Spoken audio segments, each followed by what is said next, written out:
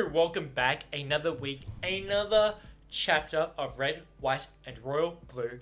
It's bittersweet, because the more chapters I read, the more I'm having the best time. But the more chapters I read, the closer I am to finishing, which is sad because this has been a really fun journey. Like, I love the movie so much, and then getting to do these chapters has just been absolutely so much fun. And it helps that this book is, really good. Well, it got me hooked, and I think it's fantastic. But I am excited to go on our next journey with whatever book we pick. I haven't done the poll. It will be done. Because we've got, from what I think I know, we've got 14 we'll do today. We've got chapter 15, which is the last chapter. Then we've got the special chapter, Henry's chapter. I don't know the chapter for Henry. So don't worry, I will be doing that chapter, and then we'll move straight on to a second book, and I'll do the second watch of the movie, which I'm so excited about. I haven't actually watched the full movie again. I've seen clips of it. I've rewatched a couple of bits, I did it in editing, but the way I did that, because I was so excited for that movie to come out. It came out on a Friday, at 11 a.m. for me. I had it posted by 6. I watched it and then just took the time to upload it and then edited it all in one day. It was kind of a fever dream of a day because it was such a good movie and it was hard to edit all the bits that I wanted in, but I was like, no, I gotta get it done. So that was the only time that I've fully seen the movie a couple of times. So I can't wait for it. I can't wait to see it again. Seeing the bits that now I could pick out and be I really love that scene from the book, or I wish this was here, or this is done really well compared to what I thought. So I can't wait for that. That second rewatch is going to be so much fun. I am very excited for it. But we're on chapter 14. This chapter was good. This was one of the first chapters in a while that I haven't been left distraught, or there were some serious things in here. Do not get me wrong, serious things, a lot of stuff going on, but I was okay, this chapter was good. It felt good. I felt strong. We're on the mend, and I really enjoyed that. But we should get into it. Like and subscribe, that would be lovely, and let's get into it.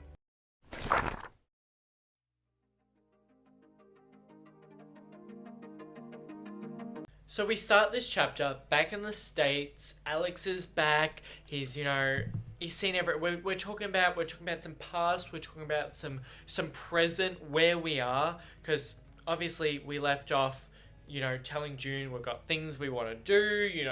What's going to happen in the future. What's moving forward. I will read out this excerpt because I really liked it. He's talking about the first time. It's sometimes where they were talking about being at the White House for the first time, but they're talking about where it is, and I was like, why do they keep talking about this street? What's so important about that? Oh god, I love it because it's just so for people who know or into politics, so American politics or are American, it makes so much sense. For me, I was what was it? It was Pennsylvania Avenue. I was why are we in Pennsylvania? I was where's I just felt so dumb. And I was oh, is that where I'm not even going to start because I'm going to dig myself a hole. Anywho, there was a changeover at some point. Alan and Leo escorted to the north entrance, and Alex and June shuffled off in another direction. He remembers, very specifically, a handful of things. His cufflinks, custom sterling silver X-Wings, a tiny scuff in the plaster on the western wall of the White House, which he was seeing up close for the first time, his own shoelace untied, and he remembers bending over to tie his shoe, losing his balance because of nerves, and June grabbing the back of his jacket to keep him from plunging face first into a thorny rose bush in front of 75 cameras. That was the moment he decided he wasn't going to allow himself nerves ever again. Not as Alex Claremont Diaz, first son of the United States, and not as Alex Claremont Diaz, rising political star. Now, he's Alex Claremont Diaz, center of an international political sex scandal and boyfriend of the Prince of England, and he's back in the limo on Pennsylvania Avenue, and there's another crowd, and the imminent bar feeling is back. See, I love this, and I think there's always these points in this book where I go, I don't know what I'm reading into or not, but I think everything is written for a purpose, and there's always thought to dive in.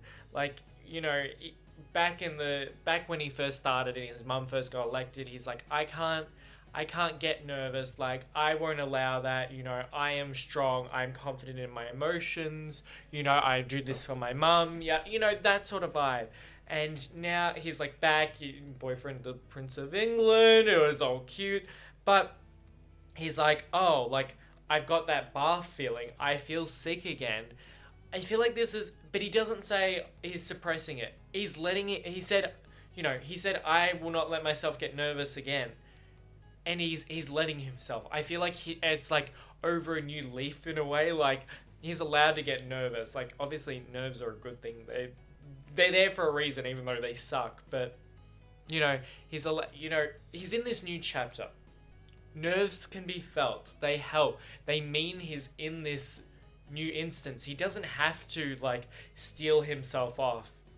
He doesn't have to be this perfect, you know, especially when all the shit's come out about the international sex scandal. I don't think falling over in front of the cameras is going to be the worst thing ever. But obviously it's not that. It's just, I feel like it's a new chapter allowing him to be nervous. He's allowed to feel all his feelings. He is, like, evolved from what he was. He doesn't have to hide anymore, which I really like. I don't know if that's intended, but that's what I'm reading into it.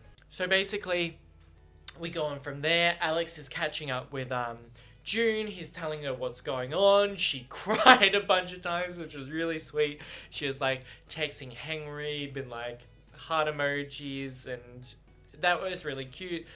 Nora has also disappeared. They're in the room talking with Alan, and we're just, you know, we're figuring shit out. We're doing some work. We're also, like, in the back of my mind, I'm like, where's Nora? And I was like, where is Nora? Because I was like, is he the one she texted? Alex texted to be like, oh, I've got a plan. And I was like, no, that was June. So what has she got up her sleeve? And then in the back of my mind, there was a couple of things this chapter that I'm going to be like, trust me, this is what I'm thinking. And you could not believe me, please. These are the things I was thinking. I was like, it's got to do with the scam. It's got to do with the leaked emails. I was like, I have sometimes my brain works. Trust me, sometimes I know what's going on. But Nora breaks in.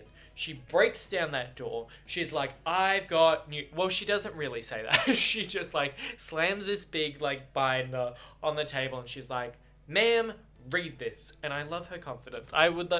to be so chill around a president would be so much fun. But from here on out, I feel like in this chapter, we've got a lot of things to read.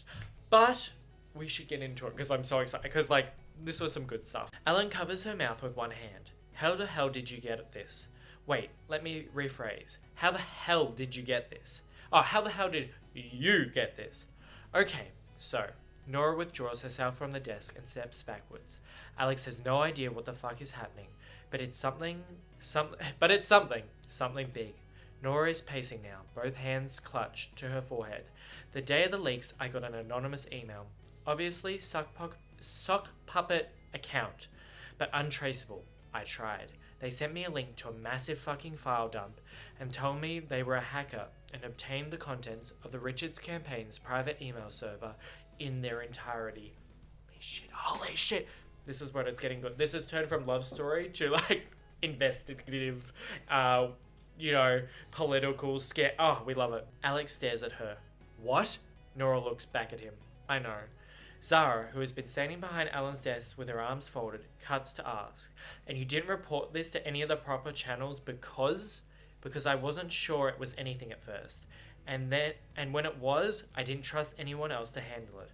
They said they sent it specifically to me because they knew I was personally invested in Alex's situation and would work as fast as possible to find what they didn't have time to, which is, Alex believes to us. That was my first suspect. I was like, so they know you. So, because this is another one that I'm like, believe me, I was catching things. I was being smart for once. I was like, so they know Nora is invested with Alex.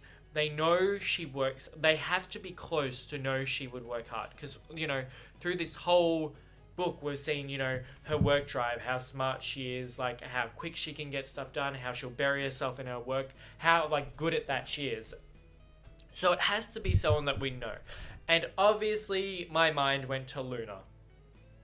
Everyone who's seen this has read the book. It was... We find out it was Luna. Should I have said spoiler alert? Spoiler alert! Oops. But no, we knew... I got the vibe. I knew it was going to be him. Because he was set up so much and kind of didn't have like a... Where I was kind of like, where are we going with him? We had those little bits when he was talking to Alex's dad in secret, the hush hush, and he just switched campaigns, and he was being kind of rude to Alex for like no real reason. There was a lot of things that I was like, these don't add up. He has to have a payoff eventually. Which is, Alex can't believe he still has to ask. Proof, Nora says, and her voice is shaking now, that Richard's fucking set you up. He hears, distinctly, the sound of June swearing under her breath and getting up from the couch, walking off to the far corner of the room. His knee gives out, so he sits back down.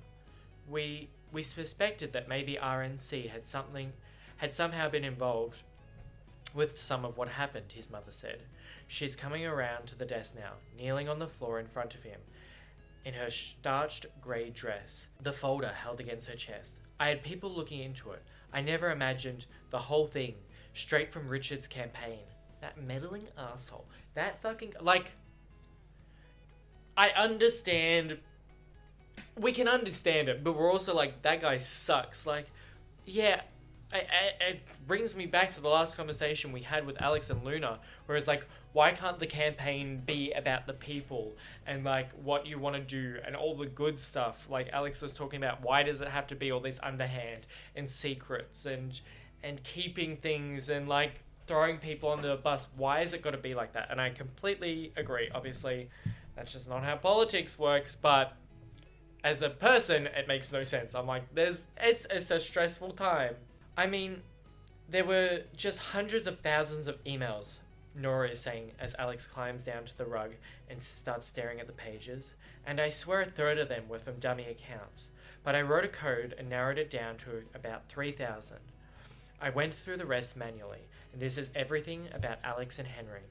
Alex notices his own face first. It's a photo, blurry, out of focus, caught on a long-range lens, only barely recognizable, and it's hard to place where it is until he sees an elegant ivory curtains at the edge of the frame. Henry's bedroom. What a fucking invasion. Oh, don't you even dare. He looks above the photo and sees it attached to an email between two people. Negative. Nelson says it's not nearly clear enough. You need to tell P we're not paying for Bigfoot sightings. Nelson, as in Richard's campaign manager?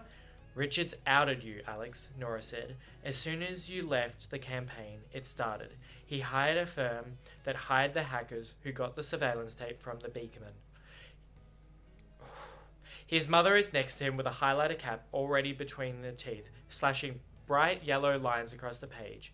There's movement to his right. Zara is there too, pulling a stack of papers towards her and starting with a red pen. Ooh, that fucking... like... Obviously, we get more into it, and it's kind of his downfall for this chapter, even though he's still in the running. I guess that'll be resolved in the last chapter, but he had them stalked, followed, photographed, which fucking is an invasion. Like, oh god. It's crazy to me that it's like things you can do to, like, celebrity. Like, why do we need all this, like, shit? Why do people need to know every moment that a celebrity is doing? Why do we care? Like, I am a hardcore fan of many things. I love seeing things about my favorite celebrities. I really do.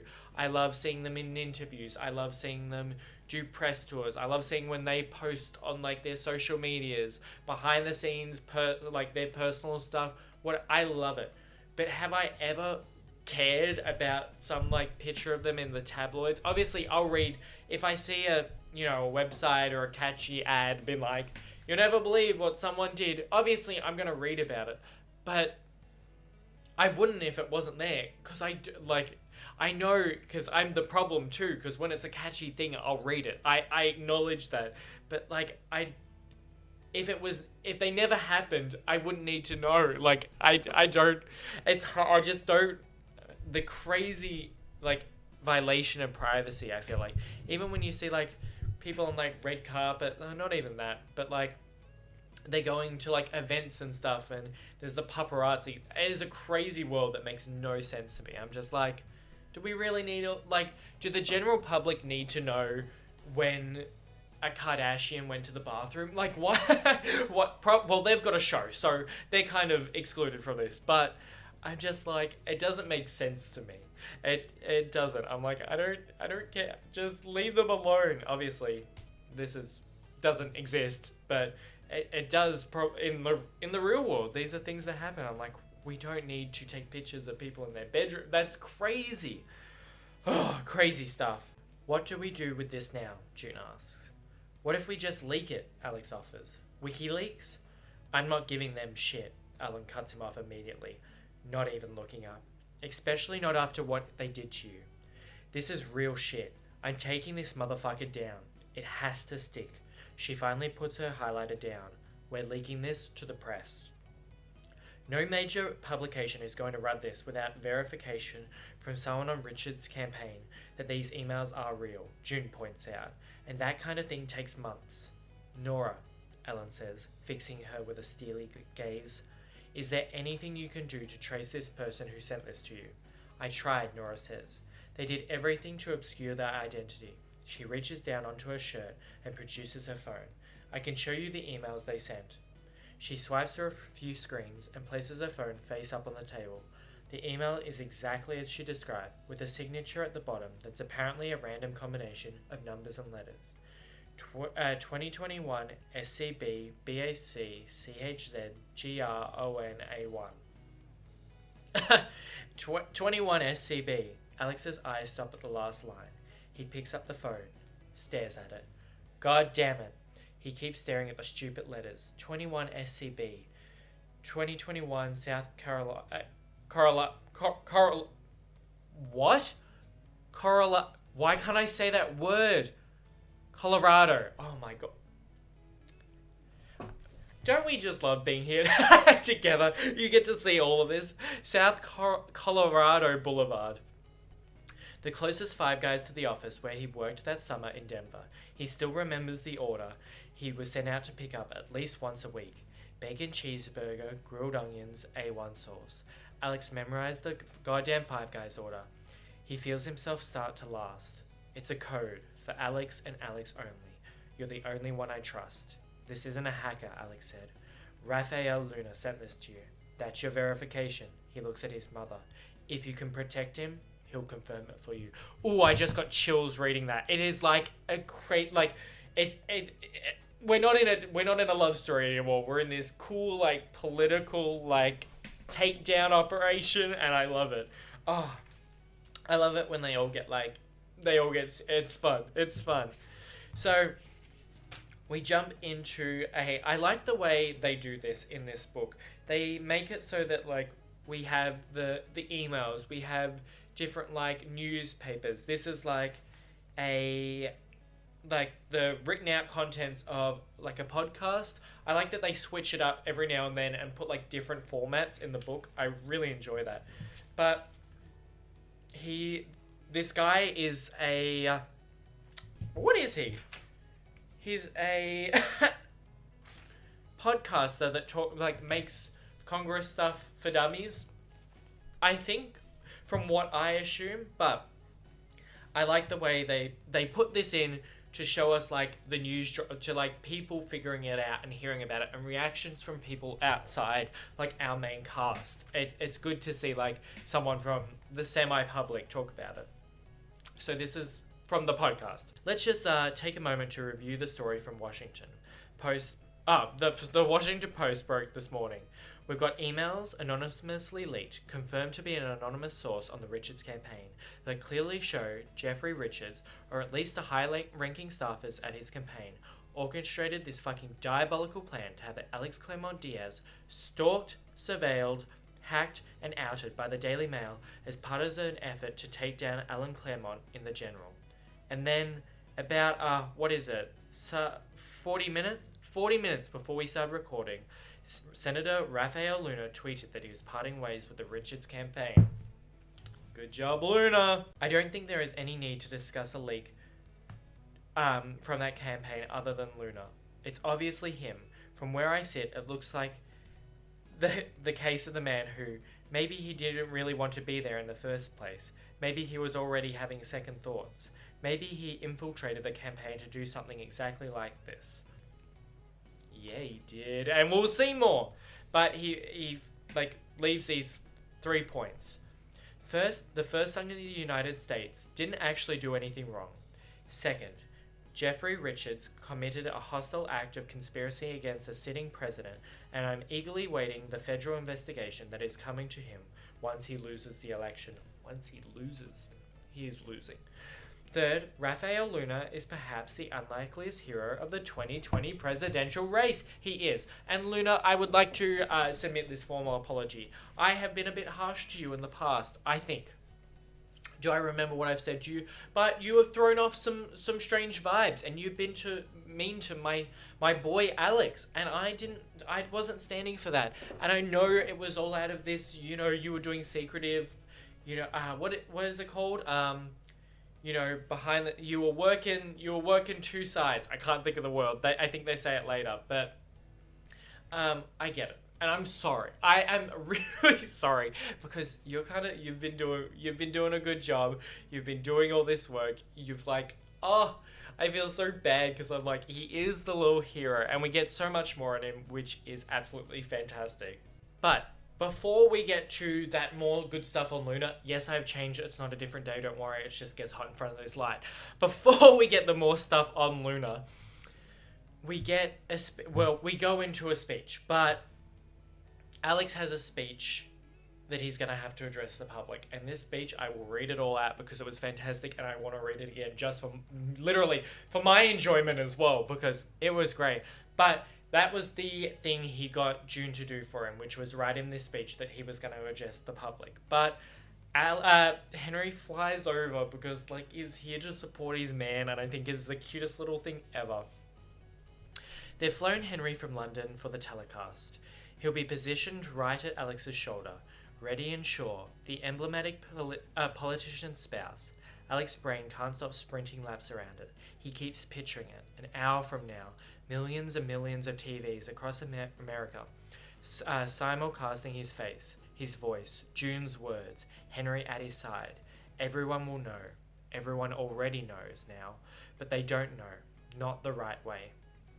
In an hour, every person in America will be able to look at the screen and see their first son and his boyfriend. Every time. In an hour, every person in America will be able to look at the screen and see the first son and his boyfriend. And, across the Atlantic, almost as many will look up over a beer at a pub or dinner with their family, or a quiet night in, and see the youngest prince, the most beautiful one, Prince Charming. This is it, October 2nd, 2020. The whole world watched, and history remembered. Alex waits on the south lawn, within the view of the linden trees of the Kennedy Garden, where they first kissed. Marine One touches down in a canopy of noise and wind and rotors, and Henry emerges in head-to-toe Burberry, looking dramatic and windswept, like a dashing hero here to rip bodices and mend war-torn countries, and Alex has to laugh. What? Henry shouts over the noise when he sees the look on Alex's face. My life is a cosmic joke, and you're not a real person, Alex says, wheezing. What? Henry yells again. I said you look great, baby. They sneak off to make out in the stairwell until Zara finds them and drags Henry off to get camera ready as soon as they've been shuffled to a diplomatic reception room. And it's time. It's time. It's been one long year of learning Henry inside and out, learning himself, learning how much he still has to learn. And just like that, it's time to walk out there, stand at that podium, and confidently declare it all as fact. He's not afraid of anything he feels. He's not afraid of saying it. He's only afraid of what happens when he does. Henry touches his hand, gently, 2 fingertips against his palm. 5 minutes for the rest of our lives, he says, laughing with a grim little laugh. Alex reaches for him in return, presses one thumb into the hollow of his collarbone, slipping right under the knot of his tie. The tie is purple silk, and Alex is counting his breaths. You are, he says, the absolute worst idea I've ever had. Henry's mouth spreads into a slow smile, and Alex kisses it. Oh, they're just, even when this isn't a very, them central chapter, the little bits we get of them just, bantering and being cute is just the best thing, literally in existence. It just gives me such, warm feelings. Just them being there for each other, just giving that support of the person you love. Obviously, it doesn't have to be a partner, spouse, husband, wife, anything in between. But, to just have someone like that is fantastic. But we're going to get into his speech. I'm going to do my best to speech this speech the best speech I can. But I love it and I can't wait. I love it how I said I can't wait. I'm not going to go straight into it. Oh my god. Look at me. Okay, we're going to get into it. First son Alexander Claremont Diaz's address from the White House, October 2nd, 2020. Good morning. Should I do a voice? No, I'm not going to do a voice. Good morning. I have been first, last, and always a child of America. Not me, him. You raised me. I grew up in the pastures of the hills of Texas, but I have been to 34 states before I learned how to drive. When I caught a stomach flu in the 5th grade, my mother sent a note to school written on the back of a holiday memo from Vice President Biden. Sorry, sir, we were in a rush and it was the only paper she had on hand. I spoke to you for the first time when I was 18, on the stage of the Democratic National Convention in Philadelphia, when I introduced my mother as the nominee for president. You cheered for me. I was young and full of hope, and you let me embody the American dream. That a boy who grew up speaking 2 languages, whose family was blended and beautiful and enduring, could make a home for himself in the White House. You pinned the flag to my lapel and said, "We're rooting for you." As I stand before you today, my hope is that I have not let you down. Years ago, I met a prince, and though I didn't realize it at the time, his country had raised him too. The truth is, Henry and I have been together since the beginning of this year. The truth is, as many of you have read, we have both been struggling every day with what it means for our families, our countries, and our future. The truth is, we have both had to make compromises that cost us sleep at night in order to afford us enough time to share our relationship with the world on our own terms. We were not afforded that liberty. But the truth is, also, simply this. Love is indomitable. America has always believed this, and so I am not ashamed to stand here today, where presidents have stood and say that I love him, the same as Jack loved Jackie, the same that Lyndon loved Ladybird. Every person who bears a legacy makes their choice of a partner with whom they will share it, whom the American people will hold beside them in hearts and memories and history books. America, here is my choice. Like countless other Americans, I was afraid to say this out loud because of what their consequences might be. To you, specifically, I say, I see you, I am one of you. As long as I have a place in this White House, so will you. I am the first son of the United States. I am bisexual. History will remember us. If I can ask you only one thing of the American people, it's this. Please do not let my actions influence your decision in November. The decision you will make this year is so much bigger than anything you could ever say or do, and it will determine the fate of this country for years to come. My mother, your president, is the warrior and the champion that each and every American deserves for 4 more years of growth, progress, and prosperity. Please don't let my actions send us backwards. I ask the media not to focus on me or Henry, but on the campaign, on policy, on the lives and the livelihoods of millions of Americans at stake in this election. And finally, I hope America will remember that I am still the son you raised, My blood still runs from Lametta, Texas, and San Diego, California, and Mexico City. I still remember the sound of your voices from that stage in Philadelphia. I wake up every morning thinking of your hometowns, of the families I've met at rallies in Idaho and Oregon and South Carolina. I've never hoped to be anything other than what I was to you then, and what I am to you now, the first son, yours in actions and words, and I hope when Inauguration Day comes again in January, I will continue to be. It was a fantastic speech. I loved, in a way that he's just like, you know, this is me, like, I want to be here for you, I hope you can believe in me, but I'm also not, like, I hope you'll love and accept me and continue, but I'm also not apologizing for anything, like, this is me, we've struggled with this, and we can now say it. He also, like, has the, you know, to everyone who can't say it or is scared to say these things, to, like, come out, you know, I can represent you, I can be in Parliament for you, I can work to, like, build things for it, and I loved it. I thought it was very good. And he's like, let's just focus on the fucking, the politics, like, let's focus on the campaign, let's focus on my mother, the campaign, for the people who need it. That is the focus of this, not some fucking sex scandal, even though it would be the most juicy thing that would ever be happening in the world at one time, like the prince and the first son. But yes, let's focus on the actual things here, which I really like that he was like, no, that's what we're figuring out.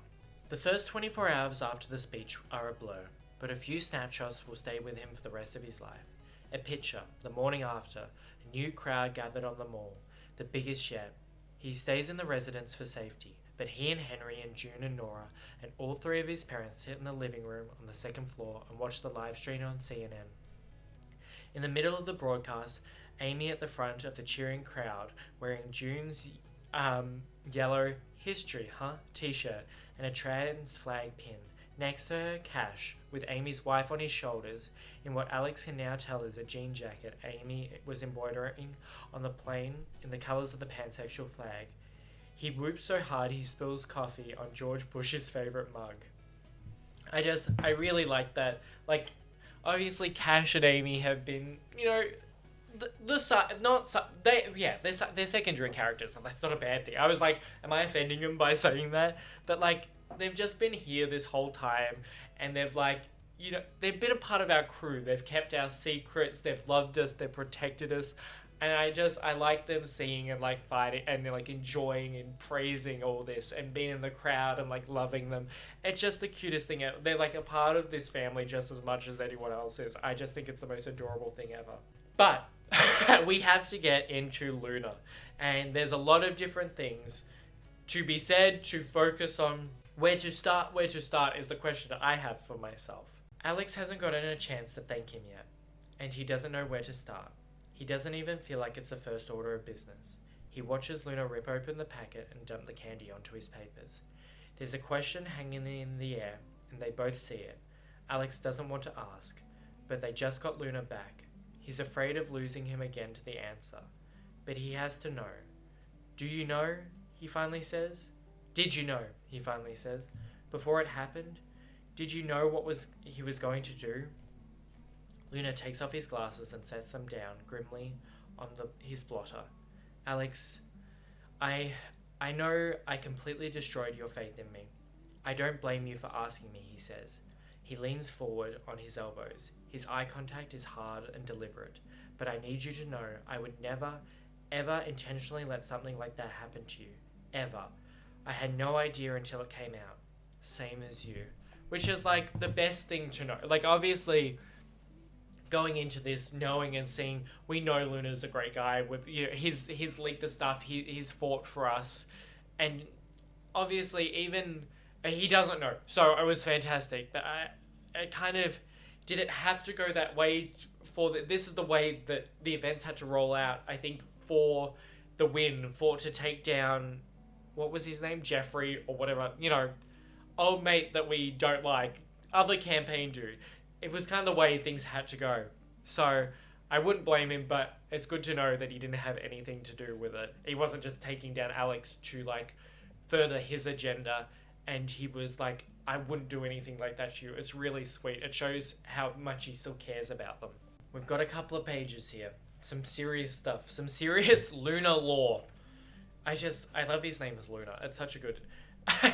Raphael, but Luna is just such a... It rolls off the tongue so well. But I'm really going to get into these because there's some... the things he's had to go... Luna... My heart, like, pours out for him. Like, knowing to finally get this. And obviously, I understand it has to be at the end to have the good payoff. But, like, I feel so bad because for a while I was just like, ugh, Luna, like, that snake. He switched campaigns. Like, he sucks. But this really, like, builds that back. Like, I'm sorry, I love you. I really like your character. You know I interned for Richards. Alex blinks. What? Luna barks a small, humorless laugh. Yeah. You wouldn't have heard. Richards made pretty damn sure to get rid of the evidence. But yeah. 2000. I was 19. It was back when he was an AG in Utah. One of my professors called in a favor. There were rumors, Luna explains, among the low-level staffers. Usually the female interns, but occasionally an especially pretty boy, a boy like him. Promises from Richards, mentorship, connections, if you just get a drink with me after work. A strong implication that no was unacceptable. I had nothing back then, Luna says. No money, no family, no connections, no experience. I thought, this is your only way to get your foot in the door. Maybe he means it. Luna pauses, taking a breath. Alex's stomach is twisting uncomfortably. He sent a car, made me meet him at a hotel, got me drunk. He tried to. Luna grimaces away from finishing the sentence. Anyway, I got away. I remember I got home that night, and the guy I was renting a room from took one look at me and handed me a cigarette. That's when I started smoking, by the way. He's been looking down at the Skittles on his desk, sorting the reds from the oranges, but he looks up at Alex with a bitter, cutting smile. And when I went back to work the next day, like nothing happened, I made small talk with him in the break room, because I wanted it to be okay, and that's what I hated myself for the most. So the next time he sent me an email, I walked into his office and told him that if he didn't leave me alone, I'd take it to the paper. And that's when he pulled out the file. He called it an insurance policy. He knew stuff I did as a teenager, how I got kicked out of my parents and a youth shelter in Seattle, that I have family who are undocumented. He told me that if I ever said a word about what happened, not only would I not have a career in politics, but he would ruin my life. He'd ruined my family's lives, so I shut the fuck up. Luna's eyes when he meets... are ice cold, sharp. A window slammed shut. But I've never forgotten. I'd seen him in the Senate chamber. He'd look at me like I owed him something, because he hadn't destroyed me when he could have, and I knew he was going to do whatever shady shit it took to win the presidency, and I couldn't let a fucking predator be the most powerful man in the country if it was in my power to stop it. He turns now, a tiny shake of his shoulders like he's dusting off a light snowfall, pivoting his chair to pluck up a few Skittles and pop them into his mouth. He's trying for casual, but his hands aren't steady. He explains that the moment he decided was this summer, when he saw Richards on the TV, talking about the Youth Congress program, that he knew with more access he could find and link evidence of abuse. Even if he was too old for Richards to want to fuck, he could play him. Convince him he didn't believe Alan would win, and he'd let the Hispanic and moderate vote in exchange for power. I fucking hated myself every minute of working on that campaign, but I spent the whole time looking for evidence. I was close. I was so focused. I zeroed in on that, and I never noticed there were whispers about you. I had no idea, but when everything came out, I knew. I just couldn't prove it, but I had access to the servers. I don't know much, but I've been around the block enough in my teenage anarchist days to know people who don't know how to file dump. Don't look at me like that. I'm not that old. Oh God. It was like he was so focused that he didn't hear the things going on, and maybe if he did, he could have stopped the stuff being leaked about Alex, but if he did that, that's not the way in which everything would have gone forward. So I feel like it just had to happen, and I feel bad for Alex and Henry, but it's kind of set in motion. And the thing happened so everything else could take control, and that happened so Luna could finally get just like revenge. Just I don't know how to word it because I don't know how he would word it.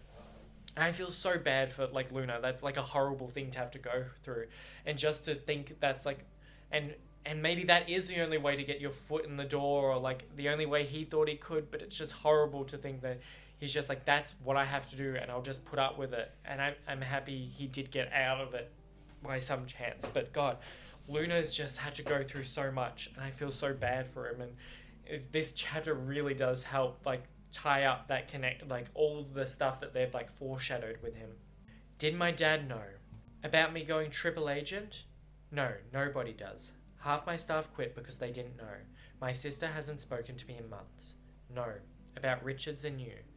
Alex, your father is the only person alive I've ever told any of this, he says. Your father took it upon himself to help me when I wouldn't let anyone else, and I'll never stop being grateful to him. But he wanted me to come forwards with what Richards did to me, and I couldn't. I said it was a risk I wasn't willing to take with my own career, but truthfully, I didn't think what happened to one gay Mexican kid 20 years ago would make a difference to his base. I didn't think anyone would believe me. Believe you, Alex says readily. I just wish you would have told me what you were doing, or like anyone. You would have tried to stop me, Luna says. You all would have. I mean, Raph, it was a crazy fucking plan. I know. I don't know if I'll ever be able to fix the damage I've done, but I honestly don't care. I did what I had to do. There was no way in hell I was going to let Richards win. My whole life has been about fighting. I fought. Alex thinks it over. He can relate. It echoes the same deliberations he's been having with himself. He thinks of something he hasn't allowed himself to think about since this all started. His last LSAT results, unopened and tucked away inside the desk in his bedroom. How do you do all the good you can do? I'm sorry, by the way, Luna says, for the things I said to you. He doesn't have to specify which things. I was fucked up. It's cool, Alex tells him. I mean, he means it. He forgave Luna before he ever walked into his office, but he appreciates the apology. I'm sorry too, but also, I hope you know if you ever call me a kid again after this, I'm literally going to kick your ass. Luna laughs in earnest. Listen, you've had your first big sex scandal. No more sitting at the kids' table. I love how they there's more which I won't go into. Maybe I'll talk about briefly, but I love that they end up with like this fun, like little joyous bit. But God, like not Richards. Fuck Richards. Fuck that guy so much. Luna has had such a struggle, and he works so hard to to do what he could. You know, he says like maybe all the things I have, like his career, maybe rough, and his staff, his family, he's like his connections with certain people, but he's like, he fought. He had to fight, and he couldn't let Richards win. I really respect that. I love what he did, and he did so hard. And so many people were so mad at him, I think, like on their campaign, and he had to not let that get to him, to stick it out to find this dirt. And I just love that he's like, this is what I have to do, and this is the way that I'm going to do it, and this is how. I don't know. I do wonder if it gave him any sort of closure, or if it helped him. I do hope he finds, obviously I don't think we're going to see, but maybe the courage to tell his story. But I hope from what that did would give him the closure he needed. But I'm just happy he got to do it his way. He got to do what he wanted his way. And he has to deal with whatever repercussions. But I think it did help deal a big blow in Richard's campaign, because that man is an asshole. And oh God, Luna, poor Luna. Just everything about it just hits me in the heart, so hard. So Luna, Alex's dad shows up. They all have a little bit of a chat, and some lovely times. We get Alex going back to Henry. Henry staying in the the Queen's bedroom, which I thought is hilarious, which they think is hilarious too, which is bright and pink. because they respect the wishes of the house and they don't want them to sleep together. But of course they climb back in the same room during the middle of the night because they are two horny little boys and horny little men. And it's very cute that they're just like, they just love each other so much. And they don't get to, the fucked thing is all the time that they just never get to spend the most amount of time with each other.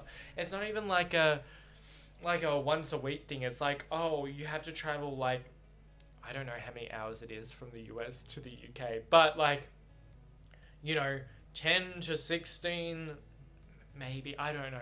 Everywhere from Australia to anywhere is just so long that other countries being like smaller than that doesn't make sense to me. But and a considerable amount of hours and a sea or two to see each other, which is just hell. I wonder if the future, I hope one of them moves, like, to the other country so they can see each other all the time and they can live together and they can live their cute little lives forever, because it hurts. But, to finish out this chapter, Alex makes a small sound in the back of his throat and turns over, finding Henry's face soft and close, eyes only half open. "You sure you don't need me to come with you?" Henry shakes his head without picking it up from the pillow, so his cheek squishes against it. "It's cute. You're not the only one who's you're not the only one who slagged off the Crown and your family in the emails that everyone in the world has read. I've got to handle this on my own before you come back over." "That's fair," Alex says. "But soon?" Henry's mouth tugs into a smile. "Absolutely. You've got the royal suitor photos to take, the Christmas cards to sign. Oh, and I wonder if they'll have you do a line of skincare products like Martha." "Stop," Alex groans, poking him in the ribs. "You're enjoying this too much." "I'm enjoying it a perfect amount," Henry says. "But in all seriousness, it's frightening, but it's a bit nice to do this on my own. I've not gotten to do that much, well, ever." "Yeah," Alex says. "I'm proud of you." "Ew," Henry says in a flat American accent, and he laughs and Alex throws an elbow. Henry's pulling him and kissing him. Sandy hair on a pink bedspread. Long lashes, long legs, blue eyes. Elegant hands pinning his wrist onto the mattress. It's like everything he's ever loved about Henry in a moment. In a laugh, in the way he shivers, in the confident roll of his spine. In happy, unfettered sex with the well-furnished eye of the storm. Today, Henry goes back to London. Today, Alex goes back to the campaign trail. They have to figure out how to do this for real now. How to love each other in plain sight. Alex thinks they're up for it. Oh, God, it gets me. Oh, it's so cute. I love their love. It is unfair. It is so unfair that they just, the way people can write love stories is just so beautiful. I feel like everyone deserves that, and that they just rub it in our face, that it's so cute, and they get to think about the things they write and how it can be so cute and done. It kills me, just the way the lashes and the descriptive features of them, and how they think they'll survive, and I think they'll do so well to love each other in plain sight. Oh God, I just love them. And Luna, shout out to you. Great chapter for you. A tough chapter, and my heart pours out for him and everything he's been through and his struggles. But it was a good chapter. I'm assuming the next one, the final one, will be the campaign results and then maybe going back to Alex's childhood home, and I can't wait to read whatever's next. But I'm sad. I said this at the start, but I go through this chapter and I'm loving it. I'm enjoying it. I'm living it. I love their relationship. I love everything about it. But there's this part of me that's like, oh, I don't want to read this, because if I read it, it means it's finishing, and I'm loving it, but also I'm hating it because I don't want it to be over. I want to be in it for. I want to live their lives, basically. I want to be them. Someone cast me in the second movie. I will be someone. let me be a part of it. It's such a beautiful story, a sweet story, the best love story, and it's very comforting. Good to feel all the emotions. We've laughed, we've cried, we've gotten emotional, we've been mad, we've been angry. And it's just been so great to experience. So the more I get through it, the sadder I am. But obviously, we'll be doing it. We'll be doing another book. Do not worry. We'll be doing another book. I have got a lot of the comments. I've got them all on my list. I'm just waiting, just in case there's any more, and I'll put it up in the next, hopefully, week or two. But it'll be given enough time to let a lot of people vote, and then for me to go out and actually find the book, buy the book, and make sure I've got the chapter ready to do. But I'm excited. I'm excited to see what the winner is for the next book too, because I'm ready to fall in love with more like these. Alex and Henry will forever be in my heart. They will never leave. But I am excited to feel this again about something else. And I think that's the beauty about a book in a way, because a movie, I will always be a movie guy. Movies will, and like TV will always be my number one, but I feel like in a book you just do get like that so much more, because that's just how it works. They get it written. So I'm ready to fall in love with some new characters again. But for now, I thank you again for sitting with me in this journey, in this lovely journey of chapter 14 and Red, White and Royal Blue. But I've had the best time. I hope you have too. I hope you're having a fantastic day, and I hope to see you in the next one.